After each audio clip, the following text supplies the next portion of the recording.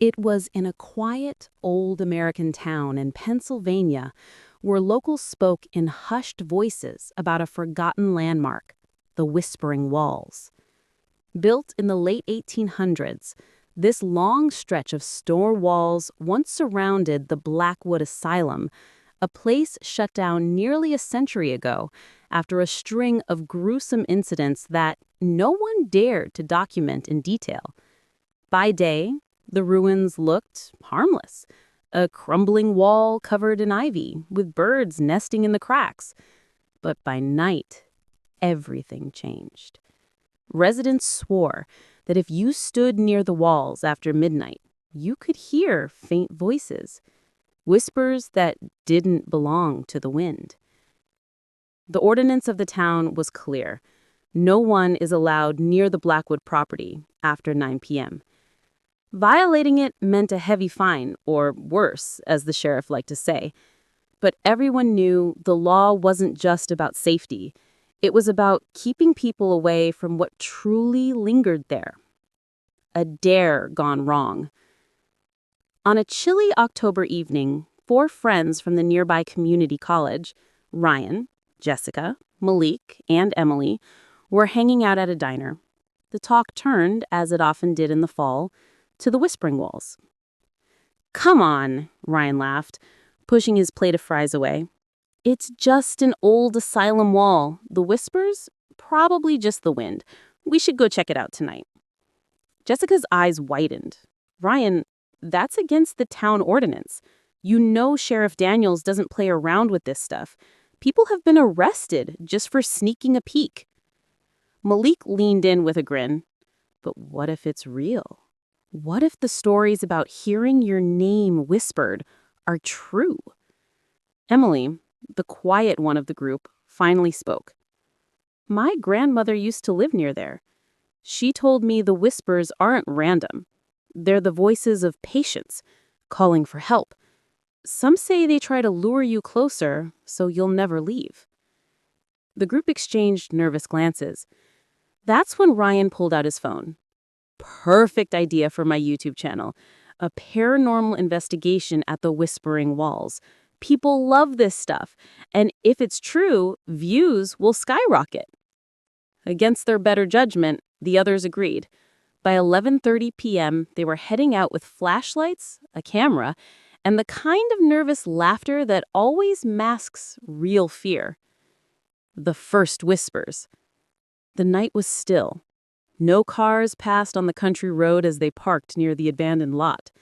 The air carried a damp chill, and the massive stone wall loomed like a sleeping giant in the dark. "Here it is," Ryan whispered to his camera. "The Whispering Walls. Ordinance says no one is allowed near the Blackwood property after 9 p.m., but tonight we're breaking the rules." Jessica hugged her coat tighter. "Just hurry up, okay?" The 4 walked closer, crunching leaves underfoot. At first, there was nothing, just silence, broken only by the occasional hoot of an owl. Then, faintly, like a radio tuning in, came a sound. "Ryan." The group froze. Emily's flashlight shook in her hand. Did you all hear that?" The voice came again, this time clearer, slipping through the cracks in the stone. "Jessica, help me." Jessica gasped. No, this isn't real. Someone's messing with us." But the wall was empty. No footsteps, no shadows, just the cold stone in the endless dark. The descent into terror. Ryan, still filming, moved closer. "This is incredible! Actual voices! This is proof!" Malik grabbed his arm. "Man, stop. Something's not right. We should go." But Ryan pressed his ear against the wall. His eyes went wide. "I can hear them clearer. Screaming, crying. They're saying they can't get out." Suddenly, Emily shrieked. Her flashlight beam caught something etched into the wall. Fresh scratches spelling out her own name. Emily. "That's it, I'm done," she cried, backing away. The whispers grew louder, overlapping voices calling all four of their names. The sound circled them, though the wall stood still. Then Malik noticed something even worse. His breath misted in the cold, but along the wall, no mist showed at all. The air there was unnaturally still. Dead. "Guys," he stammered, "we need to leave, now." They turned back towards their car, only to find the path blocked by thick fog rolling in unnaturally fast. The road they came from had vanished into white.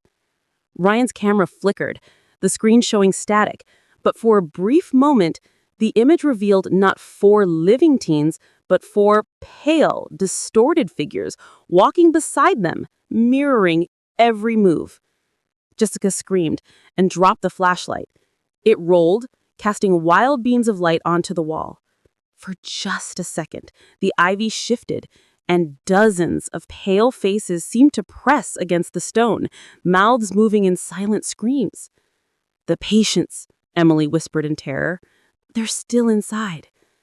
The wall itself began to pulse faintly, like a beating heart. The whispers turned into cries, then into a roar of countless voices begging to be freed. The escape, or so they thought. Panicked, the friends bolted into the fog.